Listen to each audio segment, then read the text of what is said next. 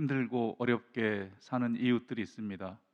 늘 그들을 기억하게 하시고 저희들로 하여금 그들을 돕는 손길이 될 수 있도록 해 주시옵소서. 아버지 하나님, 이 시간 성경 공부로 모입니다. 저희들을 위해 지식을 전달해 주시는 담임 목사님의 노고를 기억해 주시옵소서. 저희들이 잘 배우고 익혀 세상을 구별하고 잘 판별할 수 있는 명철을 허락해 주시옵소서. 예수님 이름으로 기도하옵나이다. 아멘.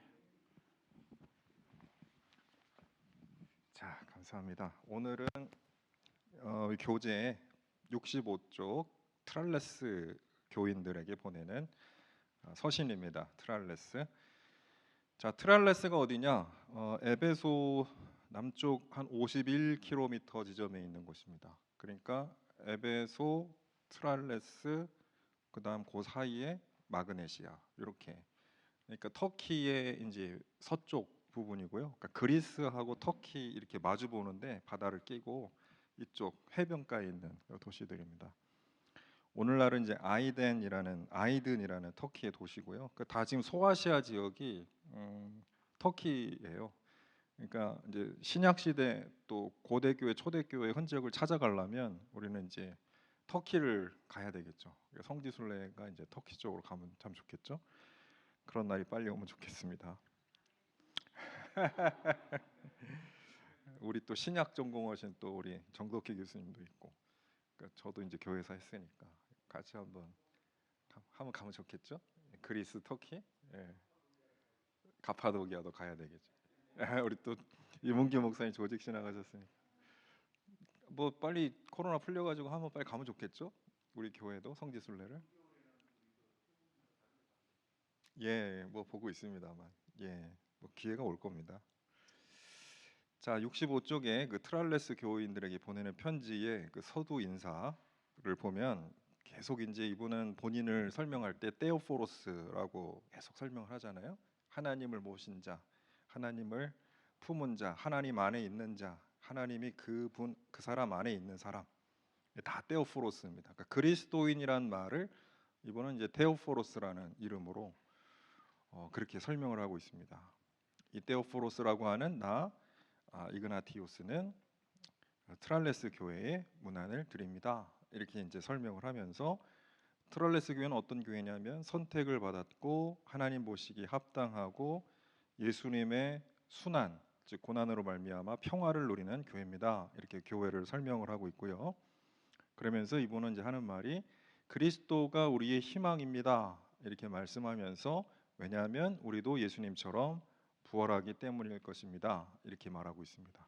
그러니까 이 교인들, 초대교회 교인들에게 있어서 가장 중요한 게 이 부활 신앙이었구나. 이 부활이 고난을 이기는 능력과 희망의 원천이었구나.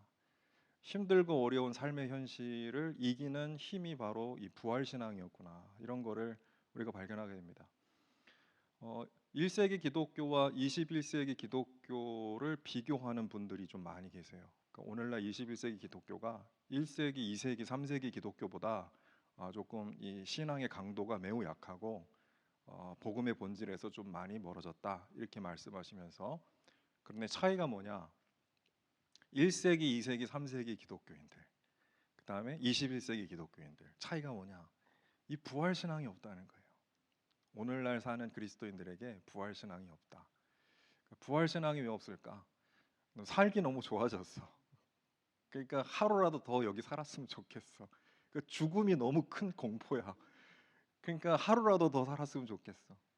그러니까 이 세상이 그냥 너무 좋은 거예요. 너무 할 것도 많고 먹을 것도 많고 너무 좋은 거예요. 하나님 나라 가는 거 이거는 죽음이 너무너무 공포스러운 거예요. 그러니까 부활 신앙이 없겠죠. 지난번에 그 인세반 박사라고 그 인돈 박사 손자 있잖아요. 북한의 그 유진벨 재단 만들어서 다재내성 결핵 사업하시는 분 교직원 예배 한번 초청했는데 코로나 초반기였어요. 그러면서 그분 그런 말씀하시대요. 현대가 과학이 발달한 시대인데 과학이 발달해서 죽음에 대한 공포가 가장 큰 시대가 됐다. 그래서 내세가 없고 종말을 잃어버린 시대이기 때문에 죽음의 공포가 커졌다. 그래서 이 코로나 같은 질병 걸려서 죽게 되는 것이 너무 공포스러운 현실이 돼 버렸다. 그러면서 그 하나님 나라와 부활을 잃어버린 시대가 죽음의 공포에 가장 취약하다. 이런 이야기를 했는데 그 부분 그분 말씀 일부분은 좀 일견 맞는 것 같습니다. 그런데 서도 인사만 보더라도 이 부활 신앙이 매우 강력한 소망이잖아요.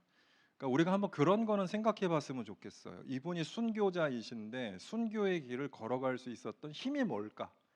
그러니까 어쩔 수 없이 그 길을 걸어간 게 아니더라. 그분들은 기꺼이 그 길을 갔다. 조금 뒤에도 나오지만 열망이라는 게 있었습니다. 순교에 대한 열망, 열정이라는 게 있었습니다.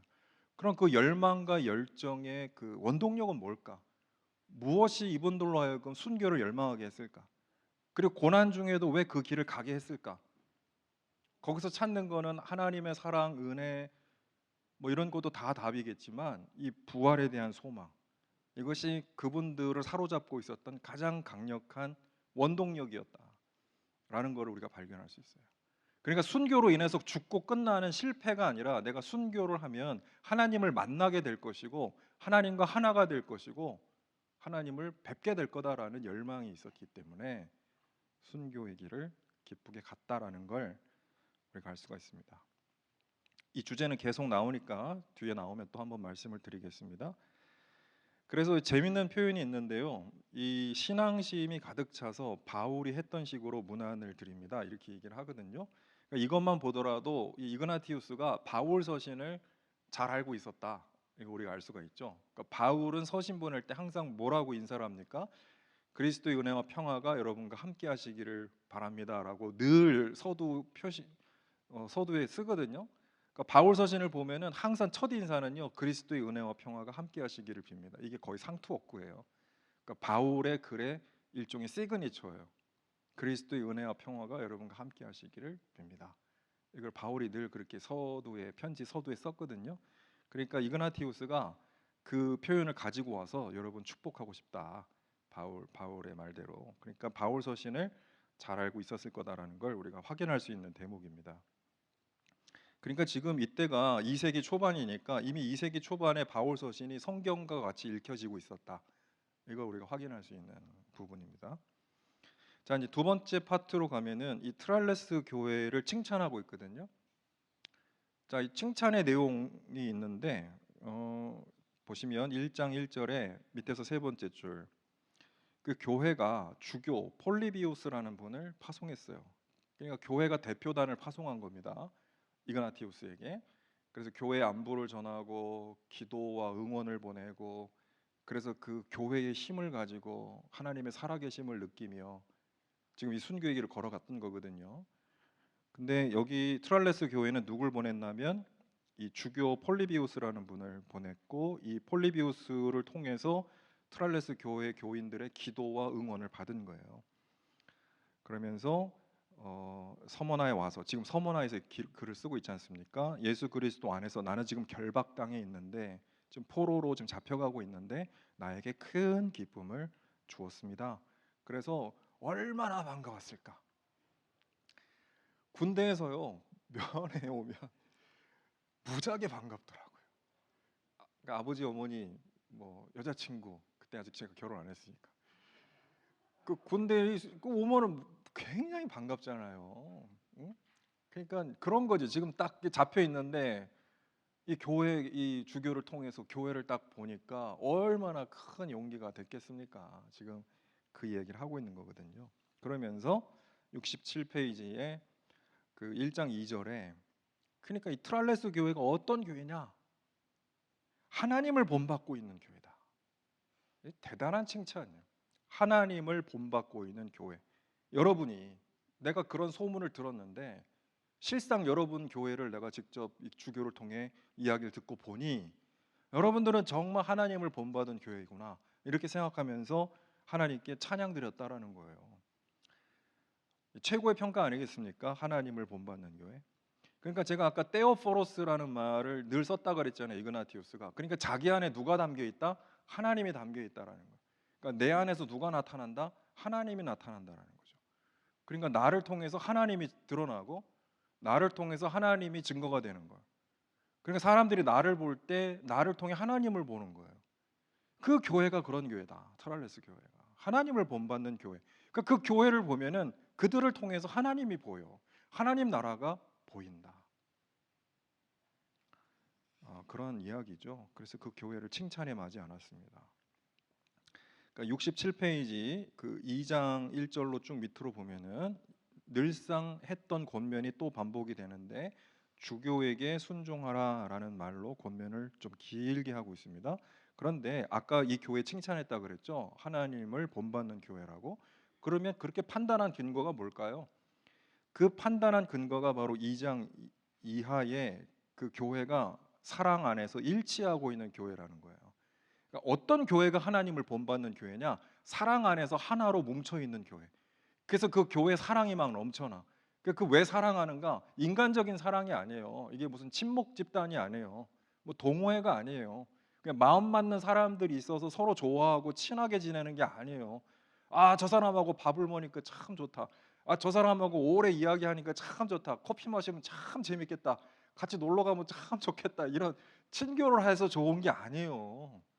이 교회 안에는 잘 안 맞는 사람들도 있고 불편한 사람들도 있고 좀 싫은 사람도 있고 미운 사람도 있고 그렇지만은 그 교회가 사랑 안에 딱 이렇게 뭉쳐져 있는 거예요. 그 왜 그런가? 예수님 때문에. 예수님 안에서 내가 좀 마음이 불편하지만 그래도 품어주다 보니까 용서가 되고 용서가 되다 보니까 용서받은 사람은 참 고맙고 이러면서 상승작용이 일어나는 거예요. 상승작용이 교회 안에서. 그런 교회는 잘 됩니다. 그런 교회는 부흥할 수밖에 없어요. 그래서 이 지금 이그나티우스가 이 트랄레스 교회를 가리켜서 하나님을 본받은 교회. 왜 그거를 하나님을 본받았다 그랬을까요? 하나님도 우리가 정말 잘한 게 하나도 없지만 우리를 사랑하셔서 오셔가지고 우리를 다 품어주셨잖아요. 무슨 조건을 걸었습니까? 너희들이 이렇게 하면은 내가 너희들 용서해주고 사랑해줄게 이러셨습니까? 하나님의 사랑을요 무조건적인 사랑, 무차별적인 사랑이라고 그러거든요. uninterested love라고 그러더라고요. 영어로는 uninterested love, disinterested love. 그러니까 내가 무슨 조건이 있어가지고 사랑하는 게 아니고 내가 이렇게 해주면은 내가 사랑하는 것이 아니라 그냥 무조건적으로 무차별적으로 사랑하는 거예요. 그게 하나님인데 교회가 그런 하나님의 사랑을 지금 본받고 있다라는 겁니다. 그래서 그렇게 판단하는 거예요. 이그나티우스는. 여기서 한 가지 정리할 수가 있습니다. 어떤 교회가 하나님 본받는 교회냐? 어떤 교회가 정말로 하나님을 품은 교회냐? 어떤 교회가 그리스도가 충만한 교회냐? 사랑 안에서 하나 된 교회. 그게 그 교회의 믿음의 수준을 보여줍니다. 이 사랑은요 저절로 되는 게 아니에요. 아무나 할 수 있는 게 아니에요. 믿음의 수준이 되는 교회가 사랑으로 하나 되는 거예요. 그 교회 수준은 뭘 통해 나타난다? 사랑의 모습을 통해, 하나됨의 모습을 통해 나타난다라고 아예 말씀을 드릴 수가 있습니다. 이게 이 서신 전편에서 나오는 그 주제입니다. 2장 1절에 이렇게 얘기합니다. 예수님께 하듯 주교에게 순종하라. 어떤 사람이 주교, 즉 감독에게 순종할 수 있습니까? 예수님을 존경하고 또 예수님께 순종하는 사람만이 주의 종에게 순종할 수 있어요. 그게 인간적으로 순종하라는 게 아닙니다. 그러니까 예수님을 존중해야만 예수님이 세우신 종에게 순종할 수가 있죠. 그렇게 해서 순종하라라는 거. 그걸 통해서 예수님을 따르고 있는지 아닌지를 판단할 수 있다라고 말하죠. 예수 그리스도를 따라 살고 있음을 저에게 보여주는 겁니다. 그러니까 인간적인 모습으로 사는 사람들은 절대로 순종하지 못한다는 거예요. 그럴 수밖에 없지 않습니까? 아이고 좀 뭐 얼굴도 잘 못생겼고 좀 말도 잘 못하고 나보다 공부도 못하는 것 같고 뭐 좀 인간적으로 좀 마음에도 안 들고 이런 거 저런 거 판단하면 내가 더 나은 것 같고 이러면 어떻게 존경합니까? 그런데 저런 사람도 주님이 세워주셨구나. 저 사람 통해서 하나님이 교회를 섬기시는구나, 일하시는구나. 그러면 그 사람은 좀 마음에 안 들어도 그래, 저 사람 주님이 세웠으면은 저분 통해서 우리 교회를 잘 섬겨야 되겠지. 이런 마음을 갖는 거 이거 예수님 따라 사는 증거라는 거예요. 2장 2절에도 보면은 그래서 주교 없이는 아무것도 행하지 마십시오. 이렇게 얘기하는 겁니다. 그러니까 이 감독 없이 하지 말라. 그리고 사도들에게 하듯 장로회, 여기 원로다는 장로회를 의미하는 겁니다. 교회에서 교회가 세운 장로들, 그 장로회에도 순종하십시오. 그래서 그분들 통해서 일하라라는 겁니다. 왜? 하나님이 세우신 교회의 직분자들이니까 교회 모든 일들은 이분들 통해서 하라는 거예요. 그러니까 이분들 패스 해가지고, 패싱 요즘 유명하지 않습니까? 패싱 그냥 제끼고 그냥 우리가 알아서 하자 이렇게 하면 이제 교회가 망가지는 거예요. 질서가 무너지는 거예요. 그렇게 하지 말고 교회의 제도와 직분들을 존중하면서 그들을 통해서 모든 일을 해라라고 권면하는 거예요. 그게 예수님을 따르는 교회다, 이렇게 말하고 있는 겁니다. 그렇게 되면 2장 2절에 그 뒷부분, 우리가 그분 안에 산다면 사람들이 바로 그분 안에서 우리를 발견하게 됩니다, 이렇게 얘기를 하는데, 이거 아주 중요한 말입니다.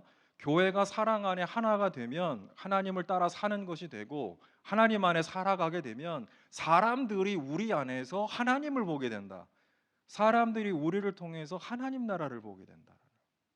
그러니까 교회가 하는 가장 큰 역할, 교회의 가장 중요한 사명은 뭐냐면 우리를 통해서 하나님 나라를 증명하고 증거하는. 그래서 우리를 통해서 그리스도가 보이면 최고의 성공이에요. 아까 우리 대학부 헌신 예배도 좀 드렸습니다마는, 우리가 대학생들에게 줄 게 뭐냐? 아까 우리 김용구 목사님 뭐 기도도 많이 해주시고 재정도 많이 좀 지원해 주시고 격려도 많이 해주시고 그런 말씀을 하셨잖아요. 저는요, 대학생들이 우리 교회를 통해서 하나님 발견하고 예수님 발견하면 마침표 찍어야 됩니다. 다 했습니다. 그러니까 우리가 믿음 없는 사람이 하나님 직접 만나기는 어렵거든요. 성경 아무리 읽어도 잘 모르겠다는 거거든. 성경 아예 읽지도 않아요, 믿음 없는 사람은. 믿음이 있어야 성경을 읽지요. 믿음이 없는데 어떻게 성경을 읽습니까? 믿음이 없어서 억지로 성경 읽는다고 성경이 읽혀집니까? 그것이 알아집니까? 그러니까 그것도 다 하나님 선물인 거예요. 그러면 믿음 없는 사람이 하나님 어떻게 발견합니까? 하나님 사람을 통해서 하나님 발견하는 거거든요. 선한 영향력을 통해서, 그분을 통해서 하나님의 말씀을 듣게 되는 거고, 그분을 통해서 하나님의 사랑을 느끼게 되는 거거든요. 그런 게 쌓이면은 이제 믿음이 자라나게 되는 거거든요. 그 믿음이 자라나면은 스스로 하나님 찾아 나가요. 그러니까 일종의 이 버팀목을 해주는 거죠. 그러니까 교회가 젊은이들에게, 또 젊은이뿐만 아니라 믿음 없는 사람들에게 하나님을 보여줄 수 있으면, 하나님의 말씀과 사랑을 보여줄 수 있으면, 하나님을 본받는 모습을 통해서 그들을 통해 하나님이 보여줄 수 있으면 그 최고다, 그게 교회다라고 생각합니다. 지금 그 얘기를 하고 있는 겁니다. 그 3장에 보면 봉사자, 집사이죠. 그리스도의 신비다 이랬거든요. 봉사자들 그만큼 소중한 사람들이다라는 거예요. 이 봉사자들은 어떤 집사들이죠. 집사들은 모든 일에 있어서 모든 사람을 기쁘게 해야 합니다, 이렇게 얘기했어요. 그래서 집사님들이 하는 일들이 뭡니까? 구제하고 돌보고 섬기는 일들이잖아요. 그러니까 단지 먹을 것 마실 것만 서빙하지 말아라, 그 음식 제공하는 것만으로 역할을 다 했다고 보면 안 된다. 그러니까 그 마음도 잘 살피고 섬김을 통해서 그분들을 기쁘게 해라, 하나님을 볼 수 있도록 그렇게 이야기를 합니다. 그런데 그 얘기만 하는 게 아니라 3장 1절을 보면은 봉사자들, 즉 집사들도 공경하라, 이렇게 이야기를 합니다. 여기 하나님의 모상이라고, 모상이라는 말이 나오는데요.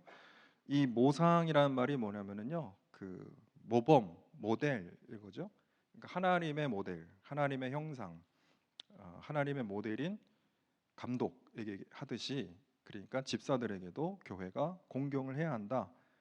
그러니까 지금 정리하면은 주교, 장로회, 그다음에 집사, 이런 분들을 하나님의 사람들처럼 소중히 여기고 존중하고 따라주고 순종하고, 그러면 주교, 장로회, 집사는 어떻게 해야 되는 거예요? 교회를 하나님의 몸처럼 잘 섬기고, 이게 교회라는 거예요. 그러니까 교우들은 직분자들을 잘 섬기고, 그 다음에 직분자들은 교우들을 잘 섬기고, 그래서 서로 섬김을 통해서 하나가 되고, 사랑 안에서 하나가 되고 일치가 되고, 이것이 가장 아름다운 교회다. 이거를 계속 강조하고 있습니다. 이 주제는 모든 편지에서 계속 나타나는 핵심 주제입니다. 이 교회에만 권면하는 것이 아니고요. 자, 69페이지 보시면은 거기 3장 2절에서 뭐라고 이야기하고 있습니까? 그 주교, 그러니까 트랄레스 교회 주교 이분을 칭찬하면서 여러분의 주교를 보니까 여러분의 사랑의 증거를 잘 얻을 수 있습니다. 그러니까 이 주교를 보니까 얼마나 이 교회가 사랑이 많은 교회인지를 알 수가 있겠고, 지금 이그나티우스에게도 그 사랑이 전달이 되는 거예요. 참 귀한 교회구나. 그런데 그 주교 자신이 얼마나 그 품격이 아름답고 그의 온유함이 참 얼마나 대단한지 이 주교를 칭찬하면서 그 주제를 좀 발전시키고 있어요. 그러니까 2장, 그 3장 2절에 여러분의 주교의 품행이 곧 큰 가르침이고 그 온유함이 바로 힘입니다라고 말하고 있잖아요. 그러니까 그리스도인의 힘, 그리스도인의 권위, 직분자의 권위 뭘까요? 어떤 직분자가 어떤 주의 종이 정말 능력 있는 종입니까? 그분의 권위는 어디에서 옵니까? 지금 보니까 그의 품격과 온유함이라는 거예요. 믿지 않는 사람들조차도 그를 존경할 것이다. 이러면 성공하는 거예요. 그의 품격과 그의 온유함이 아름다워서 교인들에게 존경을 받을 뿐만 아니라 그것이 믿지 않는 사람들에게도 존경을 받을 수 있다면 그 훌륭한 직분자이고 그런 교회는 아름다운 교회인 거죠. 그거를 4장에서 더 발전시키고 있어요. 4장에서 더 발전시키고 있는데 이제 자기 얘기를 하고 있거든요. 4장 1절에 더 많은 얘기를 하고 싶지만 제가 이제 좀 자중하겠습니다. 그러면서 이제 무슨 얘기 하냐면, 왜냐하면 지금 자꾸 자기가 가르치고 있는 것 같은 생각이 드니까 여기서 조금 더 가르치고 싶지만 이제 제가 좀 자중하겠습니다. 이렇게 좀 추스리면서 이번에 이제 뭐라고 얘기하냐면, 지금 저는 더 많이 두려워하고 삼가야 할 때입니다. 그 저를 추켜 세우는 사람들에게 마음을 주지 말아야 합니다. 사실 저를 추켜 세우는 사람들은 저에게 채찍질하는 사람들입니다. 그러니까 자기에게 지금 해가 되는 사람이다 이런 얘기죠. 그럼 여기서 지금 추켜 세우는 사람들이 누굴까요? 지금 누구를 조심해야 된다고 생각할까요? 옆에 와서 칭찬하는 사람들요. 와, 이구나티오스님 훌륭하십니다. 이제 순교의 길을 가시는군요. 제가 당신 같은 분을 본 적이 없습니다. 제가 당신 같은 그 감독을 본 적이 없습니다. 예수님을 보는 것 같습니다. 막 엄청 막 지금 막 칭찬하고 막 그랬을 거 아니에요.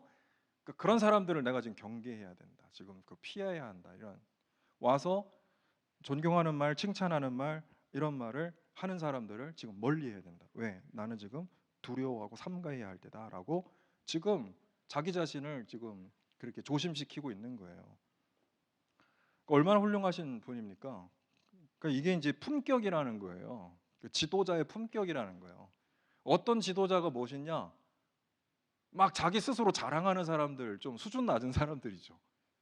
입만 열었다 하면 자기가 뭐 했다, 내가 어떤 사람이다, 뭐 왕년에 내가 누구다, 뭐 이 자기 자랑하는 사람들 참 이제 예, 좀 격이 떨어지는 사람들이죠. 또 어떤 사람들은 막 노골적으로 막 찬양을 강요하잖아요. 와서 아부하게 하고 줄 서게 하고 그다음 좋은 말 하게 하고, 그런 말 안 하면은 막 좀 힘들게 하고, 그래서 와서 막 좋은 말 하게 하는 그런 품격 있는 지도자는 어떤 지도자입니까? 그렇게 와서 누가 칭찬하더라도 그거를 좀 멀리하고 자기 스스로를 돌아보고 조심하는 이런 품격이 있는 거예요. 그 얘기를 하고 있는 겁니다. 왜 그러냐? 4장 2절에 내가 지금 고통받기를 원하지만, 여기서 고통은 뭘 의미합니까? 순교를 의미하는 거야. 내가 지금 순교를 받기를 원한다. 예수님을 닮아서 예수님을 따라서 내가 순교의 길을 가기를 원하지만 내가 과연 그럴 순교자의 영광을 받을 자격이 있는지는 내가 잘 모르겠다. 그래서 이렇게 지금 자기를 지금 얘기하고 있는 거예요. 그러면서 이런 열정을 사람들이 갖고 있을까? 이 순교의 열정을 사람들이 가지고 있을까? 그거를 잘 모르지만 이 순교에 대한 열정 때문에 내가 몹시 괴롭다. 이렇게 얘기를 하고 있습니다. 그러니까 자 보세요. 이거 좀 정리하면 이런 겁니다. 난 지금 순교의 열정을 갖고 있어요. 이 순교가 내 영성이에요. 그 얼마나 스스로 대단하다고 생각할 수 있습니까? 그죠? 근데 그런 것들을 지금 사람들 앞에 자랑하거나 내세우거나 그걸로 권위 행사를 하려고 하거나 이런 것들을 철저히 지금 조심시키고 있어요. 그렇지 않은 사람들 참 많죠? 지금 순교의 길과는 정반대의 길을 가는 사람들 많이 있지 않습니까? 또 그런 사람들 보면은 어떤 생각이 들어요? 야, 나는 지금 이렇게 하는데 저 사람들은 지금 뭐지? 라고 좀 판단하는 생각이 들 수도 있지 않아요? 그렇게 되면은 이제 자기가 교만해지고 남을 좀 우습게 여기게 되면은 영적인 교만함에 빠져가지고 이 문제가 되는 거예요. 이런 얘기 좀 죄송합니다만은 40일 금식기도 갔다 왔다 그러면은 이제 그래가지고 이제 두 가지 이제 부작용이 일어나는 거죠. 자기에 대한 그 모든 분들이 다 그렇다는 얘기 아닙니다. 40일 금식기도 하시는 분들 훌륭한 분들인데 그걸 잘못하게 되면 두 가지 부작용이 일어나요. 나 참 대단한 사람이다라는 영적인 교만과 저 사람들은 정말 이상한 사람들이다. 수준이 안 되는 사람들이다라는 영적인 어떤 그런 비판 이런 것들이 생기면은 그러면서 교회가 어려워지고 힘들어지는 경우를 제가 종종 봤어요. 이그나티우스는 그 둘 다를 다 차단하는 거예요. 자기의 영적 교만도 차단하고 그리고 자기가 다른 사람들에 대해서 좀 이렇게 비판적으로 보는 시각도 차단하고 그러니까 자기 길만 가는 거예요. 지금 순교의 길만을 가는 거예요. 그리고 교회를 향해서 그 따뜻한 마음을 잃지 않는 거예요. 이런 지도자가 정말 훌륭한 지도자입니다. 그랬을 때 뭐라고 얘기하냐? 온유함을 얘기하는 거예요. 온유함. 아까 3장 2절의 온유함이라는 주제 보셨죠? 이 주교의 품격과 온유함 이것이 힘이다라고 얘기했잖아요. 그러면서 지금 4장 2절에 자기 얘기하면서 내가 열정이 있어요. 순교의 열정이 있어요. 이거 얼마나 대단합니까? 그러나 그 열정과 함께 뭐가 있어야 된다는 거예요? 온유함이 있어야 된다는 거예요. 이 온유함은 세상 통치자를 무너뜨릴 수 있는 힘이다. 교회가 세상을 이길 힘 뭘까요? 교회가 세상을 이길 힘 권력이 아니에요. 물질 이런 재력이 아니에요. 교회가 세상을 이기는 힘은 온유함이에요. 온유함. 이거 기독교인의 힘이다라고 강조하고 있는 거예요. 그러니까 순교의 열정과 함께 이 온유함이 필요한 거고요. 이게 겸손함에서 나오는 것입니다. 그러니까 이게 교회의 힘이다, 그리스도인의 힘이다라는 거 강조하고 있습니다. 어떤 분이 정말 권위자냐? 바로 이 온유한 마음으로 다른 분들을 품는 이 사랑의 온유함, 이런 마음을 갖는 분들이 진정으로 훌륭한 분들이고, 그래서 영성이 깊으면 깊을수록, 믿음이 깊으면 깊을수록 뭐가 드러나야 돼? 사랑이 나타나야 되고, 사랑과 더불어 온유함이 나타나야 되고, 그 온유함은 이래도 좋고 저래도 좋는 그런 온유함이 아니에요. 그 모든 것들을 품어 안고 그 길을 당당히 걸어가는 그런 온유함.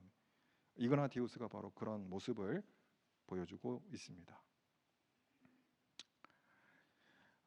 그래서 이분도 보면은 내가 지금 제자가 된 게 아니라 지금 제자가 되어가는 과정 중에 있다. 내가 지금 순교의 길을 가고 있지만 내가 지금 순교의 영광을 가질 만한 자격이 있는지 모르겠다. 이런 겸손함을 가지고 늘 그 길을 조심스럽게 걸어갔던 모습을 볼 수가 있습니다.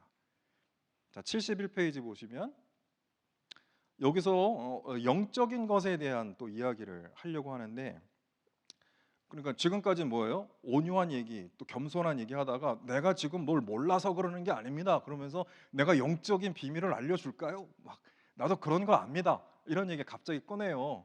그런데 그런 것들을 내가 말하기는 좀 그렇습니다. 오히려 여러분들에게 해가 될 수 있기 때문에 내가 자중하겠습니다. 그러면서 얘기하죠.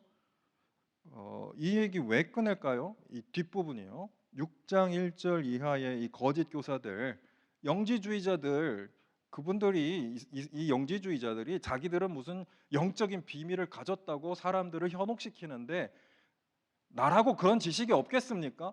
그런데 그게 중요하지 않은 거예요. 영적인 지식이 뭐가 필요하다고요?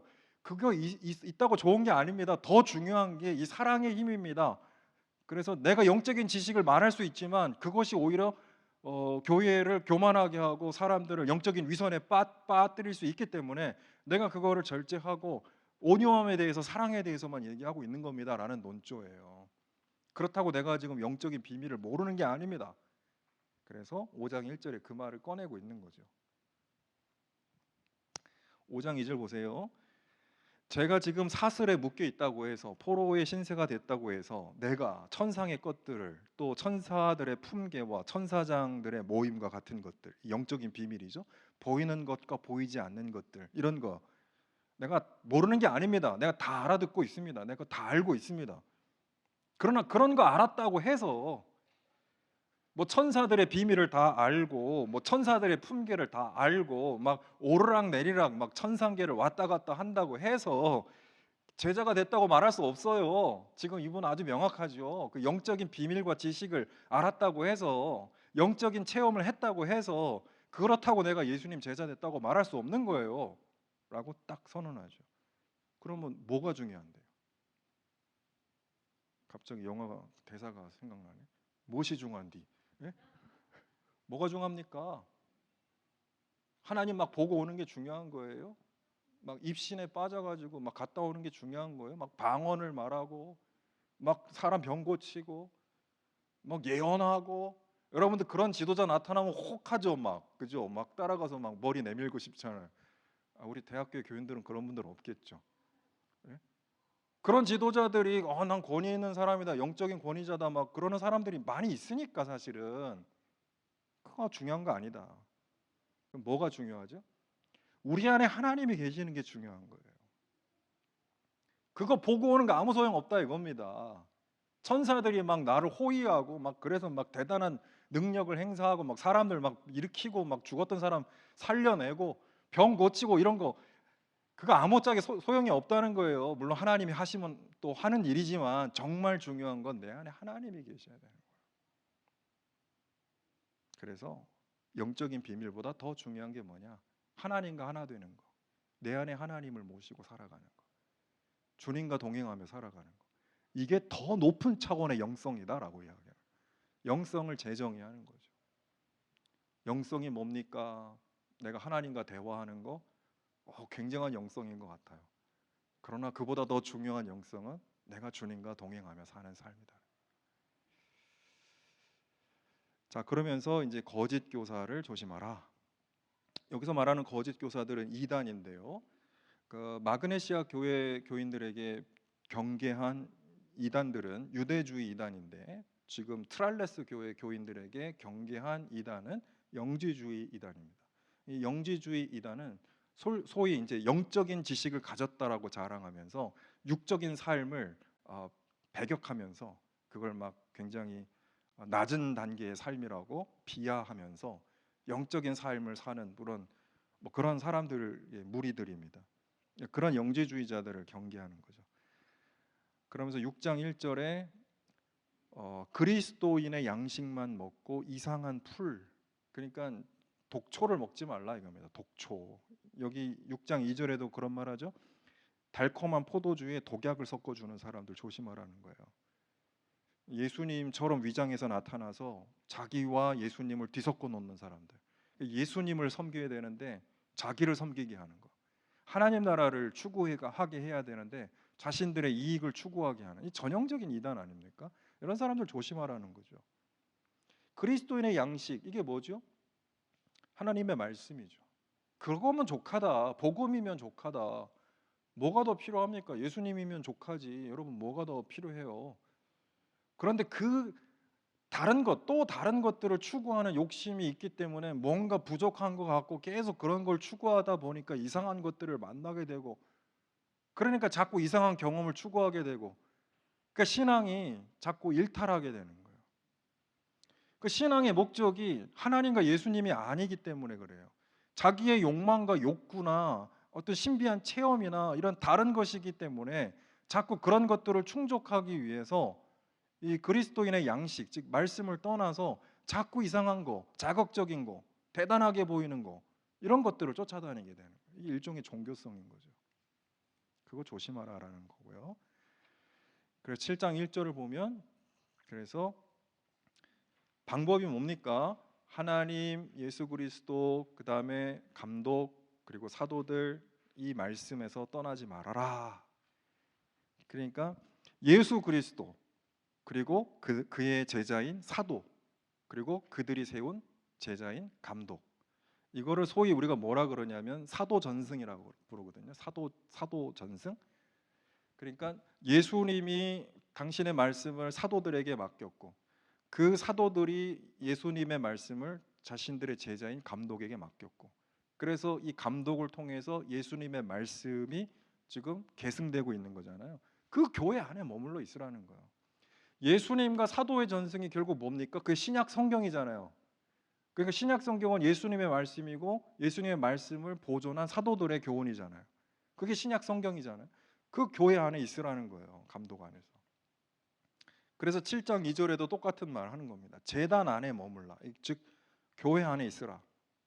제단 밖에 머무는 사람들. 교회를 떠나서 다른 뭐 영성을 추구하거나 교회를 떠나서 뭐 다른 체험을 추구하거나 반드시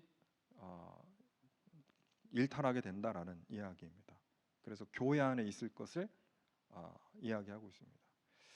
그러니까 이 말을 좀 보면은요, 오늘날 그 이단들이 참 많이 있지 않습니까? 그 이단들이 지금 많은 사람들을 현혹시키고 있잖아요. 그러면 이단들로부터 우리가 바른 신앙을 지켜야 될 그런 사명은 누가 감당해야 되는 겁니까? 교회가 바로 서야 된다 이거예요. 이단을 뭐 지금 우리가 이단과 싸우는 것도 중요하지만은 그거보다 더 중요한 게 교회가 바로 서야 돼요. 말씀 위에 복음 위에 바로 서야 돼요. 성도들을 잘 양육해서 제자로 세워 나가야 된다고요. 그게 안 되니까 자꾸 성도들이 교회를 떠나서 이단으로 빠져들어가는 거 아니겠습니까?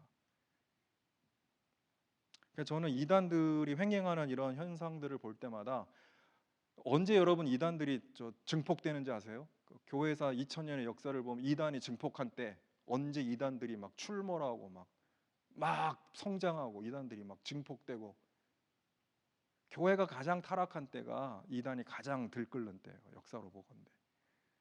그러니까 오늘날 이단들이 많다라고 하는 건 뭐의 반증이다? 교회가 지금 많이 타락해 있구나. 교회가 건강하면 이단이 나올 수가 없어요. 교회가 제 역할을 하면은 이단이 발을 못 붙여요. 근데 교회가 제자리를 떠나고 교회가 지금 건강하지 못하고 교회가 지금 타락해 있고 그러니까 자꾸 이단들이 나타나서 엄청난 세를 과시하는 거예요. 지금 이단에 빠져 있는 사람들 대부분 교회에서 떨어져 나간 사람들이거든요. 그러니까 이단들은 새신자 별로 없어요. 다 교회에서 수평이동한 사람들이지. 그게 더 안타까운 일들이라는 거예요. 교회에서 봉사 열심히 하다가 이단에 빠진다니까요.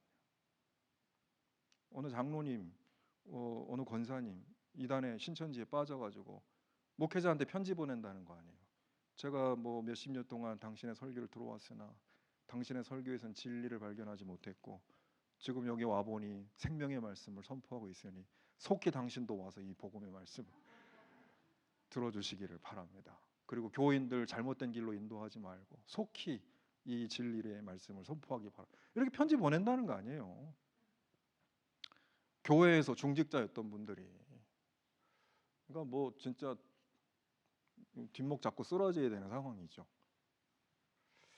그래서 이 말씀이 그 옛날만의 문제가 아니다. 그렇게 말씀을 드리고요. 그다음에 편지를 쓰게 된 동기 8장을 보면 이 편지를 왜 썼는가? 물론 이제 교회에 권면하고 그 교회 사랑 안에서 잘 하나가 되라. 그리고 두 번째 이단으로부터 교회를 잘 돌보라. 이것도 이제 동기이지만 8장 1절에 보니까 교회가 바로 서게 하기 위해서 또 그렇게 썼는데요. 8장 1절에 보니까 악마의 흉계를 내가 예견하기 때문에 여러분들이 지금 문제가 있어서 제가 지금 이야기를 드리는 게 아니라 요즘 하도 세상이 악해서 이런 말입니다. 속된 얘기로 요즘 세상이 하도 악해서 여러분들이 분명히 이런 위험에 빠질 거를 내가 미리 알기 때문에 이 말씀을 하는 거예요. 그러면서 여러분 어떻게 합니까? 또 온유함을 강조하잖아요. 온유함을 가지십시오. 이게 신앙의 힘입니다. 이 온유함의 정체가 뭐냐고요? 저 사람 참 사람 좋아. 이러면 이러고 저러면 저러고 물에 물 탄 듯 술에 술 탄 듯 뭐 이건 좋은 표현은 아닌데 그게 온유함이 아니라고요. 여기서 지금 말하는 온유함은 신앙과 사랑이에요. 예수님의 몸인 신앙, 예수님의 피인 사랑 이게 온유함의 정체다. 믿음과 사랑. 그 온유함은 어디서 오는 거예요? 믿음에서 오는 거죠. 그 온유함은 어떻게 나타나는 거예요? 사랑으로 나타나는 거죠. 믿음 안에서 나오는 사랑. 그것이 온유함의 정체예요. 아무 생각 없는 그런 순진함이 아니라고요. 온유함은 믿음 안에서 나오는 의지적인 사랑이라고요. 원수도 사랑하는 엄청난 능력이라고요. 그 온유함 한마디로 얘기하라 그러면 십자가예요. 예수님의 십자가, 온유함의 정체, 교회의 힘, 그리스도인의 권위, 하나님을 닮은 사람의 모습, 다 그렇게 설명할 수 있는 거예요. 한마디로 딱 온유함. 근데 여러분 재밌는 표현 딱 여기 아시죠? 몸인 신앙, 피인 사랑. 뭐가 딱 연상이 되세요? 몸인 신앙과 피인 사랑. 몸과 피. 예수의 몸과 피. 그럼 뭐가 딱 떠오르세요? 성찬이죠. 성찬의 메타포를 가지고 우리가 성찬을 받잖아요. 예수님의 몸과 피를 받잖아요. 그 예수님의 몸과 피를 받는다는 건 우리가 이제 그리스도의 사람이다. 내가 예수님의 몸이다. 내가 예수님의 피다. 내 안에 예수님이 사신다. 내가 주님 안에 산다. 이게 성찬이잖아요. 그리고 이걸 나 혼자 받는 게 아니죠. 다 같이 받잖아요. 우리는 한 몸이다. 우리는 교회다. 이런 선언이잖아요. 그러니까 성찬만큼 이 교회의 교회됨, 그리스도와 우리의 연합함, 우리 신앙의 사명, 이거를 잘 말해주는 위대한 예식이 없다. 이 성찬은 대단한 그래서 교회의 그 예배 예식 예전이거든요. 그 메타포로 여러분 이제 이 몸과 피를 받았으니 이제 예수님처럼 살아라. 예수님의 몸과 피로 살아라. 즉 온유함, 십자가의 삶을 온전히 살아라. 이렇게 성찬을 통해서 새롭게 되라. 자신들을 새롭게 하십시오라고 나와 있죠. 이 성찬을 받음으로써. 그러니까 우리가 성찬을 받을 때 그냥 떡 먹고 포도주 먹는구나. 여기서 끝나면 안 되고 이 몸이 나를 변화시키고 이 피가 나를 변화시켜서 이제 내가 예수의 몸과 예수의 피로 내가 이제 살아가는 그런 사람이구나. 그럼 그 삶의 내용이 뭘까? 믿음 안에서 나오는 사랑으로 살아가는 거예요. 그렇게 새롭게 된 존재. 인간 최영근이 아니라 그리스도인 최영근. 삶의 완전한 변화. 그러니까 내가 인간 최영근이 화나지. 막 화낼 수 있지. 누가 밉지. 그럼 안 보지. 열받으면 막 뭐라고 할 수도 있지. 인간 최영근. 그러나 그리스도인 최영근은 주님이 내 안에 계시니까 주님의 마음으로 품어주고 생각하고 이해하고 사랑하고 헌신하고 이게 되는 거예요. 이게 결정적인 차이인 거죠. 내 안에 뭐가 있냐에 따라서. 내 안에 자아가 있으면 아무것도 안 되죠. 내 안에 그리스도가 있으면 다 되죠. 그렇게 새롭게 되라라고 권면하고 있는 거예요. 8장 2절에도 이웃에 대하여 원한 품지 마십시오. 바로 나오지 않습니까? 이 온유함을 딱 품은 사람은 원한을 품지 않는 사람. 그래서 이방인들은 뭐죠? 교회 안 다니는 교회 밖에 있는 사람들이 핑계거리를 주지 말라요. 저 예수 믿는 사람들 뭐 참 그런데 그랬더라. 일말의 핑계거리도 주지 말라는 거예요. 예수 믿는 사람들 이렇더라 저렇더라 이런 말거리 나오지 않게 그냥 핑계거리를 주지 말고 그냥 그걸 바꿔가지고 예수 믿는 사람들 이렇네라고 아주 감동거리를 주라는 거예요. 하나님 안에 살고 있는 대다수가 몇몇 사람들 때문에 욕먹는 일 없게 하십시오. 이거 진짜 그러니까 아버지의 이름이 거룩하시옵고 이게 그죠? 우리 주기도 외우잖아요. 아버지의 이름이 거룩하게 하시옵고. 그 이제 십계명을 좀 이렇게 긍정적으로 바꾼 거잖아요. 십계명에서 뭐라 그랬습니까? 내 이름을 망령되이 일컫지 말라 이렇게 십계명 이렇게 얘기하잖아요. 근데 주기도에서는 아버지의 이름을 거룩하게 하시옵고 이렇게 되잖아요. 그러니까 하나님의 이름을 망령되이 일컫는다. 그러면 나 때문에 하나님 욕 먹게 한다는 거잖아요.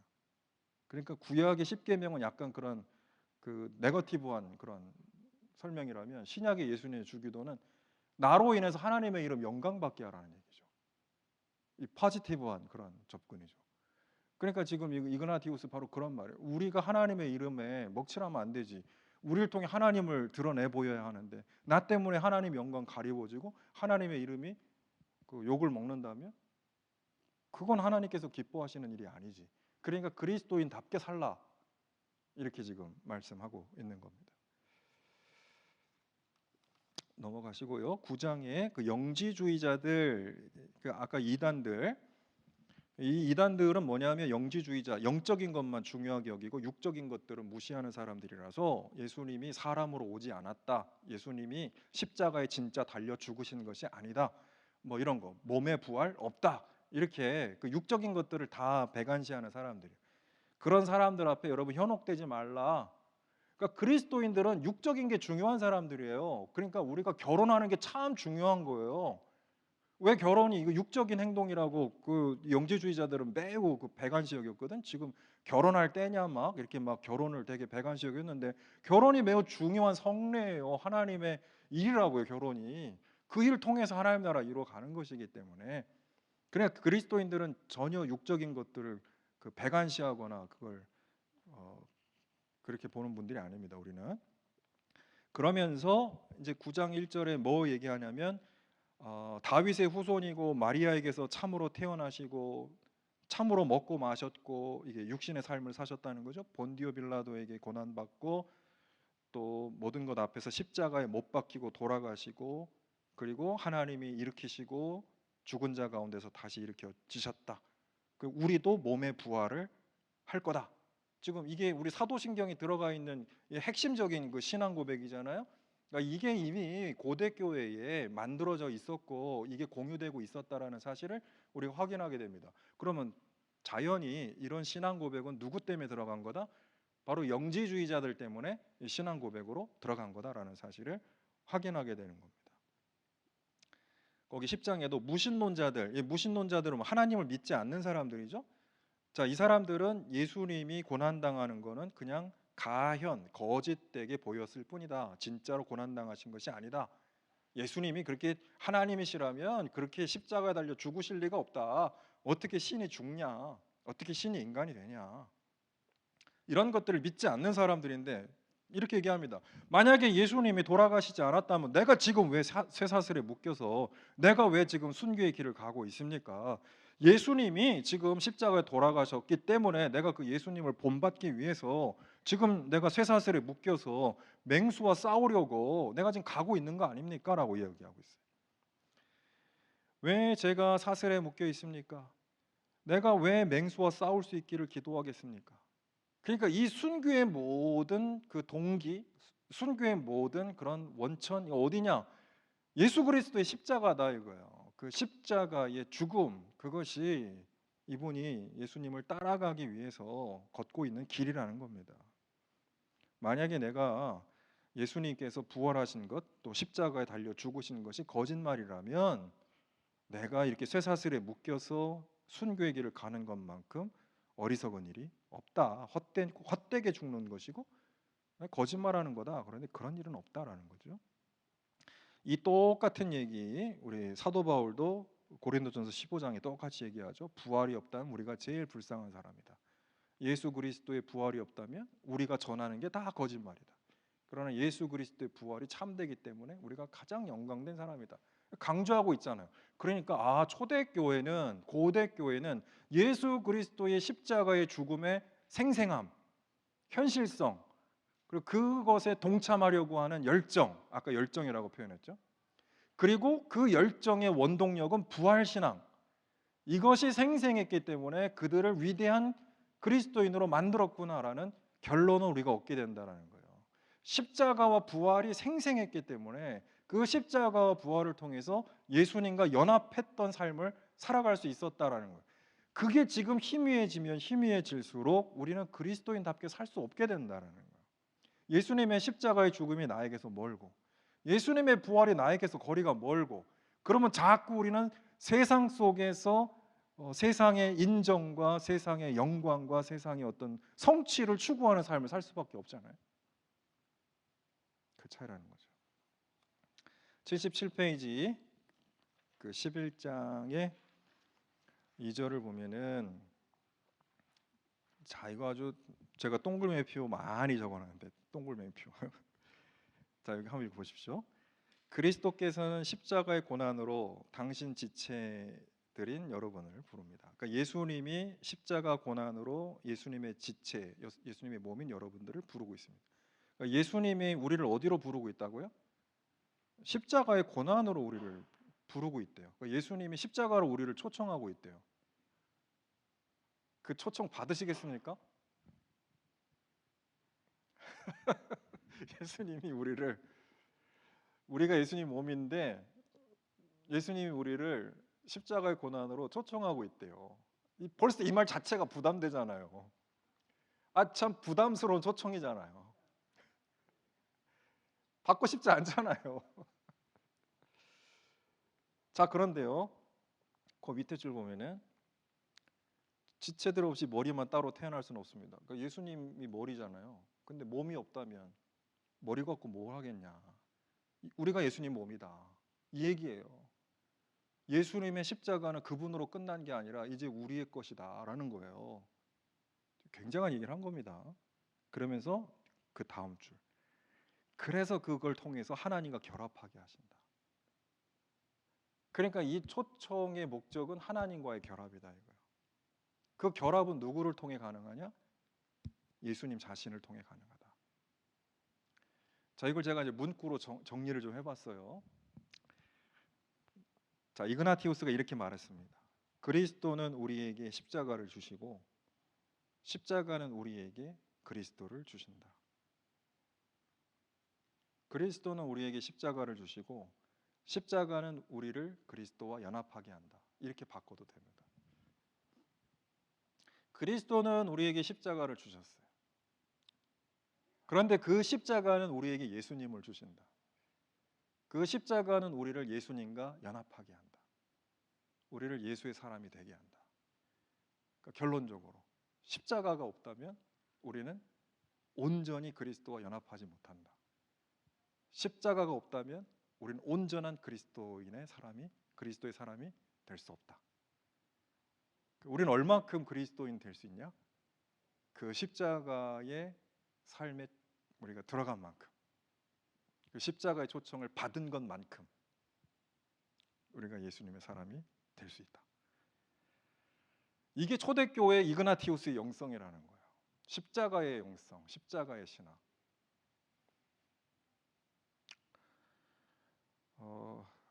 이 영성을 여러분 좀, 근데 여러분 이제 너무 걱정하지 마세요.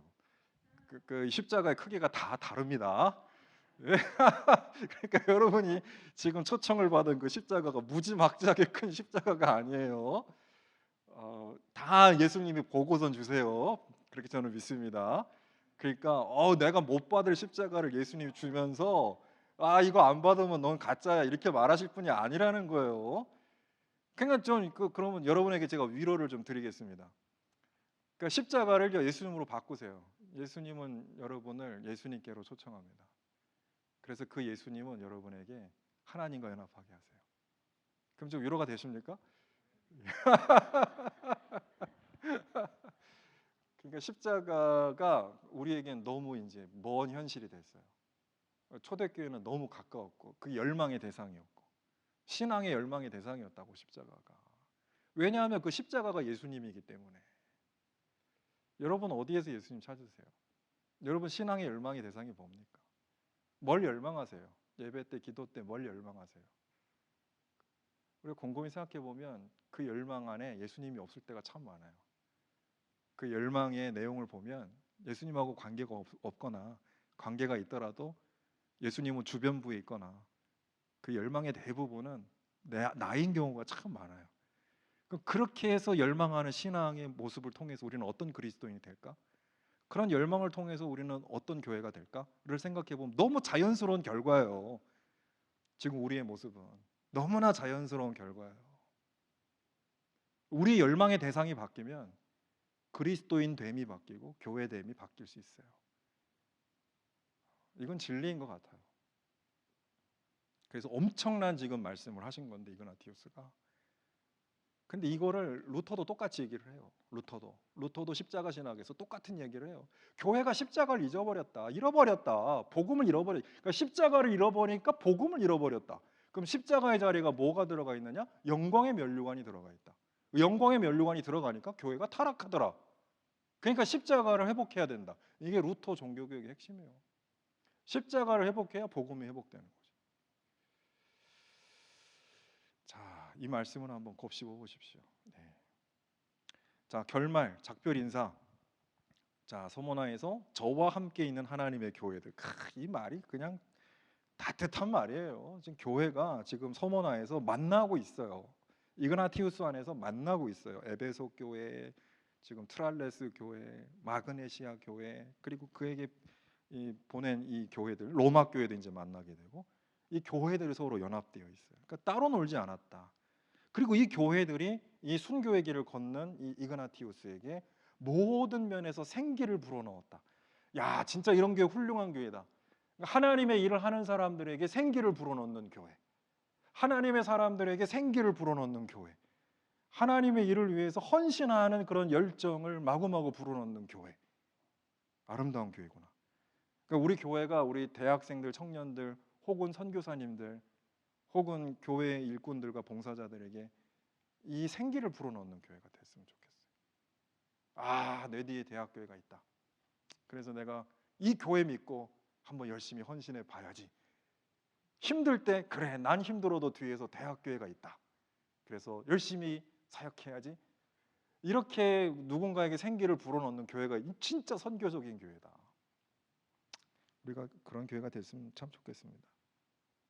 그리고 이제 12장 2절에 하나님을 만날 수 있기를 간구하면서, 여기 하나님 만난다는 게 뭐죠? 순교예요. 그러니까 하나님 내가 만나기를 간구하면서 그리스도 때문에 쇠사슬 차고 다닌다, 지금 이야기하고 있는 거 아닙니까? 그러니까 이 목적이 있는 거예요. 내가 왜 순교를 당해요? 내가 하나님 만나려고 이 길을 가고 있는 거예요, 예수님처럼. 그래서 이 사슬들이 여러분에게 권면합니다. 내가 찬 이 사슬들이 여러분에게 권면합니다. 그 사슬이 뭔데요? 내가 하나님 만나려고 예수님 때문에 당하는 고난이잖아요. 그래서 이 사슬들, 이 고난이 여러분에게 권면합니다. 뭐요? 여러분도 순교 당하라고? 여러분도 죽으라고? 지금 그 얘기하고 있는 겁니까? 아닙니다. 일치하고 기도하십시오. 그러니까 지금 잘 생각해 보세요. 순교의 길을 가는 이그나티우스나 교회 안에서 믿음으로 하나 되는 교회나 지금 다 똑같은 그 길을 가고 있는 거예요. 나는 순교의 길을 가고 여러분들은 교회로서 튼튼하게 세워지고 우리가 함께 그 길을 가는 거예요. 그 제가 십자가의 크기가 다르다 그랬죠? 순교자는 순교자의 길을 가는 거예요. 그 교회는 기도 안에서 사랑으로 하나가 되는 거예요. 각각의 십자가가 다른 거예요. 그러나 목적은 똑같아요. 그리스도 안에서 하나님과 하나 되는 거예요. 그래서 서로 기도하고 힘을 주라, 그러면서 이야기를 하고 있고요. 12장 3절에도 저를 위해서도 기도해 주십시오.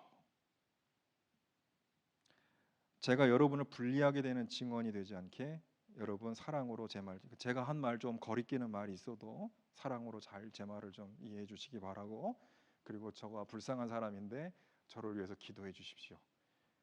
제가 순교의 길을 잘 갈 수 있도록 기도해 주십시오. 하나님 자비 안에서 여러분의 사랑이 필요합니다. 그래서 이제 제가 얻으려고 하는 그 몫에 합당한 사람이 되고 실격자, 실패자 되지 않도록 기도해 주십시오. 이게 얼마나 진짜 대단한 기도 제목입니까? 여러분의 사랑이 필요합니다. 내가 이 길을 끝까지 잘 가려면 여러분들 기도해 주셔야 됩니다. 여러분 사랑이 있어야 내가 이 길 갈 수 있습니다. 제가 이 길 가서 제가 이 순교의 영광을, 여기서 몫이라고 말하는 거, 이거 순교의 영광이에요. 내가 이 몫을 차지할 수 있을 자격이 있을지 없을지 내가 아직 확신 없지만 여러분들이 기도하면서 사랑으로 응원해 주시면 내가 그 길을 가게 돼서 순교의 영광을 받게 될 것이고 실패자가 되지 않을 겁니다. 이 얘기 보면은요, 순교의 순간에 실패하는 사람도 있었거든. 네, 무서워서. 여러분 안 그러겠습니까? 직전까지는 내가 순교 당해야지라고 갔는데 딱 막상 죽음의 자리에 내동댕이 딱 쳐지면은 그때 흔들리는 사람이 왜 없었겠어요? 지금 그거 걱정하는 거예요. 내가 순교의 길까지 갔는데 마지막에 그 영광을 내가 끝까지 지키지 못할까 봐 끝까지 기도해 주십시오. 그 기도를 지금 하고 있는 거예요. 13장 1절에 서머나와 에베소 교인들이 여러분에게 문안합니다. 그러니까 교회를 교회끼리 싹 엮고 있죠. 이 훌륭한 종들이에요. 교회와 교회가 싸우고 분열시키는 종들은 가짜들이에요. 그러나 교회와 교회가 서로 연합하게 하고 연결하게 하고 일치하게 하는 사람은 진짜 종이다. 그러면서 기도 중에 시리아에 있는 교회 기억해 주십시오. 그러니까 지금 시리아에 있는 안디옥 교회잖아요. 그 본인 교회 위에 기도해 달라는 거예요. 제가 그 교회 제일 꼴찌입니다. 제가 그 중에 제일 말점. 이분 이런 마음으로 목회를 한 거예요. 내가 이 교회 우두머리다라고 생각한 적이 한 번도 없어요. 이 교회 우두머리는 예수님이야. 그러니까 나는 그 교회 제일 마지막이야. 그러니까 나는 모든 사람을 섬겨야 되는 사람이지. 이런 마음으로 이분이 목회를 했어요. 이게 종의 마음이에요. 그 주의 종이라고 부르는 거예요. 예수님이 머리고 주의 종은 제일 마지막이고 그 마지막 된 사람은 모든 사람을 섬겨야 되는 사람이에요. 그러니까 그 사람을 교회가 잘 따라주고 순종해 줘야 되는 거죠. 갈라짐 없이 서로 사랑하십시오. 마지막 13장 3절에 여러분 위에 제 영혼을 바칩니다. 지금도 그렇지만 하나님을 만나는 그 순간에도 그럴 겁니다. 내 영혼을 여러분 위에 바친다. 진짜 몸을 바칠 수는 있어도 영혼까지 바칠 수 있습니까? 그 영혼까지 바치는 종은 진짜 대단한 종인데 예수님도요 십자가에서 내 영혼을 아버지께 부탁하나이다. 이거 완전 전적인 그런 헌신이잖아요. 이 마음으로 교회를 사랑해. 내 몸과 영혼을 주님께 드리는 건 당연하죠. 교회에 드린다, 교회에 바친다 얘기잖아요. 저는 그런 목회자가 저 스스로 됐으면 좋겠고 우리 교회 직분자들도 그런 사람들이 되면 좋겠어요. 나를 아끼는 사람이 아니라 교회를 아끼는 사람. 얼마만큼? 내 몸과 영혼을 옛날에 나는 자랑스러운 태극기 앞에 조국과 민족의 무궁한 영광을 위하여 몸과 마음을 바쳐 충성을. 아유 생각하면요, 와 이거 완전 종교적인 국가 제의를 내가 했구나. 몸과 마음을 바쳐. 이 국가가 완전 종교예요. 근데 뭐 그건 뭡니까? 그 전쟁이 일어나면 몸과 마음을 바쳐라 이제 이런 얘기겠죠. 그거 아시죠? 이런 거 다 일제 잔재라는 거. 일제 시대 천황이 그걸 요구한 거. 황국 신민의 서사 이런 데에서 그런 거 보면 참 무서워요, 그죠? 야 식민 통치 끝나도 그 식민지 유산은 오래 가는구나. 참 무섭죠. 그러니까 국가가 마치 아버지와 같은 그런 그 국가가 일종의 그 신성 시대는 그런 전체주의 시대에 우리가 살았으니까 참 무서운데 그런데 우리 몸과 마음과 영혼을 하나님께 바치는 건 안전하고 건강합니다. 하나님 우리 노예로 만드시지 않으니까요. 그죠? 그리고 하나님의 몸인 교회를 위해 내 몸과 영혼과 마음을 바치는 것은 건강하고 아름다운 일입니다. 그렇게 해서 교회가 살아나고 살아난 교회가 하나님의 영광을 드러낼 거니까. 걱정하지 마시고 의심하지 마시고 몸과 마음을 교회에 바치십시오. 예, 그거는 모든 사람에게 요구할 수 있는 게 아니에요. 주의 종과 직분자들에게 당연히 그걸 요구하십니다, 하나님. 그런 마음을 우리가 읽었습니다. 자, 오늘 여기까지 하겠고요. 혹시 질문 있으세요? 다음이 이제 로마인에게인데 이제 이 편지의 앞권입니다. 그러니까 저는 이그나티우스 편지 중에 제일 감동스럽게 읽은 편지가 로마인에게 보내는 편지예요. 요 편지는 그 다음 주에 한 주 이제 휴강하고요. 그 특강 끝난 다음에 그 다음 주에 저희들 다시 공부를 하겠습니다. 한번 저 읽어 오시고요. 혹시 오늘 뭐 나누는 얘기 중에 질문 혹시 있으시면 한 분만 받고 마치겠습니다. 장님 뭐 있으세요? 아, 예. 감사합니다. 자, 그러면 질문 없으신 줄 알고 제가 기도하고 마치겠습니다.